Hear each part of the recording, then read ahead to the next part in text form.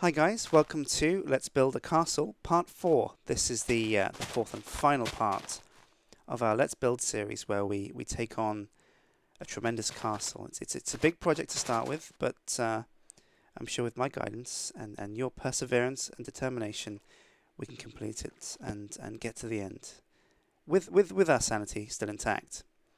Here I'm clearing out the grass on the floor level of the main building and replacing it with the wooden blocks you see here as a temporary flooring, just to get an idea of how big the room is and to better plan how we furnish that room later on. Moving on to the back right tower, we start to use the same bricks you'll remember from the main two towers, those light grey half blocks. When pressed against the dark stone bricks you see from the main building and the crenellations here on the right, they provide a great contrast of dark on light, which helps give the building a bit of variation. You'll know that nothing's more horrible than looking on a building that is just pure cobblestone.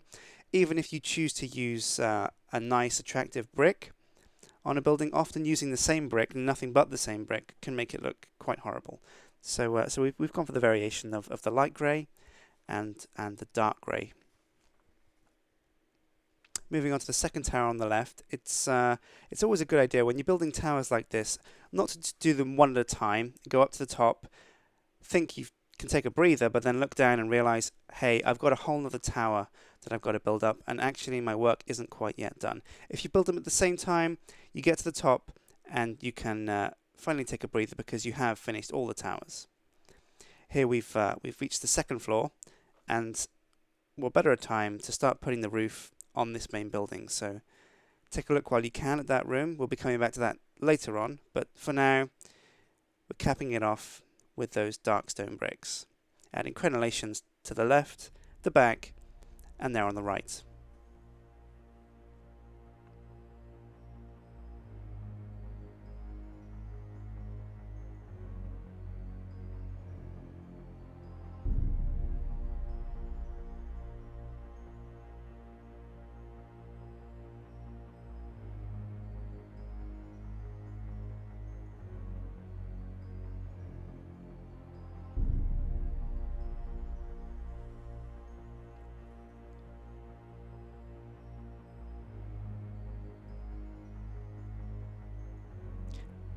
As you can see, the height on the left tower has already surpassed the height of the front left tower, and as I said, the back towers, while thinner and smaller circles, we were definitely going for these towers to be the highest of all the four towers in the castle. Because we want the towers to be high and tall, not only do they have to be tall, they have to look tall, and the window scheme we followed on the first two towers was a little bit too rounded, a little bit too horizontal. We added windows to not only the sides of the circle but also the corners of the circle, if there is such a thing. I don't think there is, but you get what I mean. There were windows all around the side and it looked very horizontal, very ringed. With these towers being so high and wanting to preserve the height, the visual height, the windows we're going to add are going to be very vertical in nature, and they're going to be very limited. So it's going to look like lines going up rather than lines going to the side.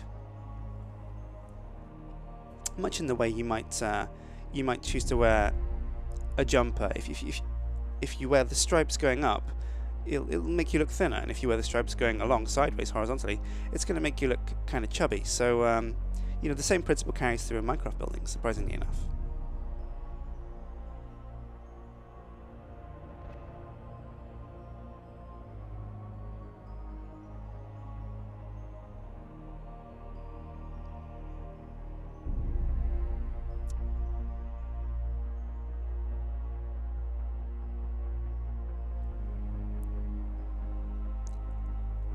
And now we start to cap it with that red nether brick that we're so fond of, that we've used on the first two towers.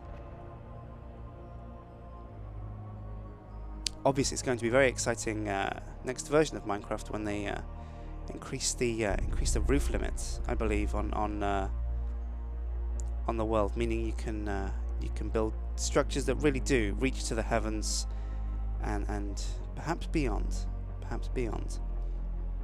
Again, it's important that you remember the pattern. When you build like this and you cap like this, you cap your towers like this with the spherical kind of peak, you want to get the pattern as close, if not identical, to the first building that you do, and it can be tricky. It can be very misleading when you're building these things and when you're placing the blocks down. It can seem in your head to be exactly how you did it before, but when you kind of take a step back, as you'll see me doing from time to time, and look at the two next to each other, something doesn't seem quite right, and you have to give the building a little bit closer scrutiny to see exactly what it is that doesn't quite make it look right. Adding the flags at the end, that's Sjin. We're almost finished with the towers, and like I said, it's time to add the windows, and these are purely vertical windows up the sides of the towers. Nothing on the corners of the circle, but that's exactly what we want, because we don't want the thing to be too horizontal. We don't want the building to seem we want these buildings to seem tall rather than fat. Here I'm marking off places on the roof where we're going to have skylights. We've got small 6-block skylights at the front, and then a cross at the back for a bit of decoration, a bit of flair. You'll see what I mean later when I say that these skylights add flair, because you'll be able to see the full glory of the castle through these skylights when you're walking through the main room. If you look up, you'll see the tall reaching towers and the flags we're going to place along the buildings.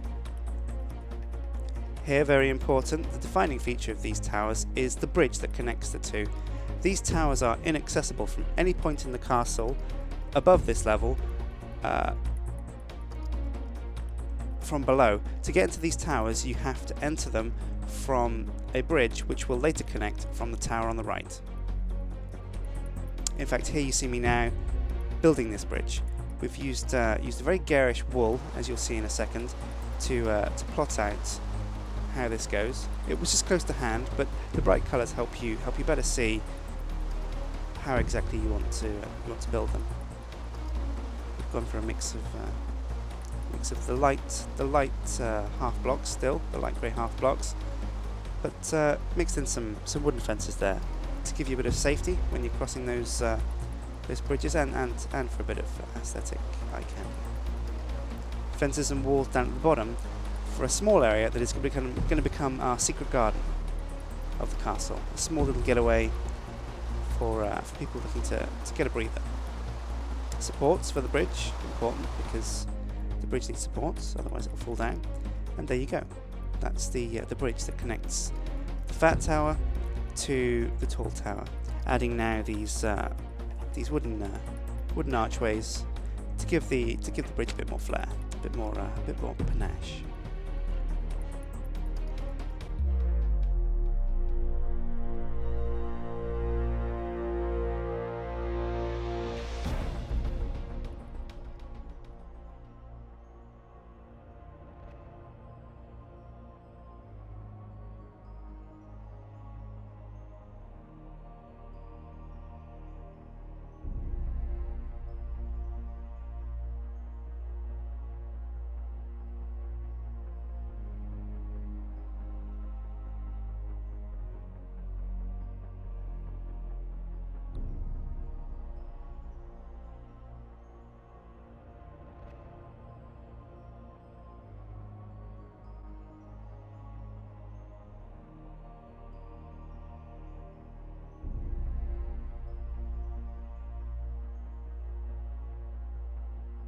Well, here we are. Finally finished the castle, and wow, it's been certainly an experience. Walk through the gates here, and we've built a small hedge maze. Nothing too fancy, nothing too high, because we don't want to obstruct the view of the castle from people that enter it, as you can see. I don't know if I could solve this, but perhaps I'll leave that to you guys when you download the map, which I hope you do. If you check the info, you can find the link there. Got the fountain in the middle there as you come forward to the castle. Door, out of my way. As you can see, we've got the main hall here, as you may have seen in the flyby. Flags on the walls, flags adorn the walls, carpets here, checkered carpets, and seating areas for guests, and of course the throne beneath the large red and black flag. Tower that I'll take you up the tower. This climbs up to the balcony, where you can see the throne room in greater detail. Carry on. We've got glowstone inside there to provide light. Window view of the roof. No access from this tower. And you come to the pleasure room. This is it's got books and seating area, kind of intimate area for you to entertain guests. Let's move on. If we can get down to the bottom of this tower. It's time to show you the secret garden.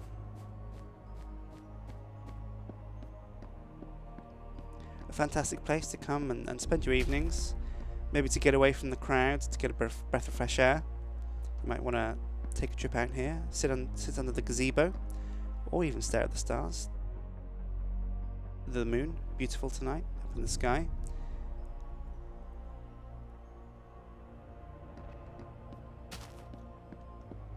Almost hypnotizing.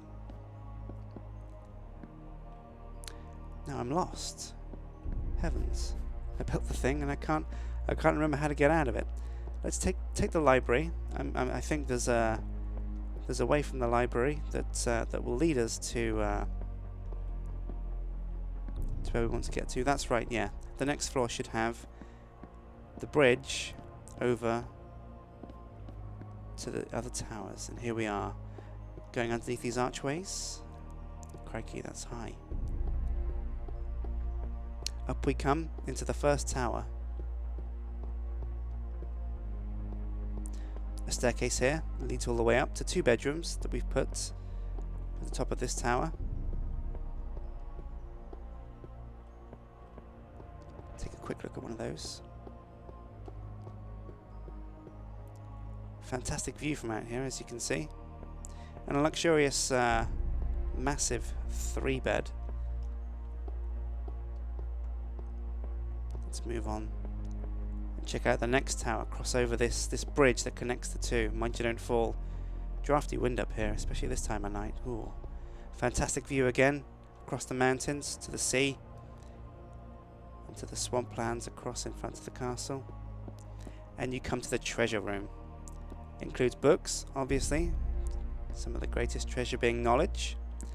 But we move on to where the real treasure is.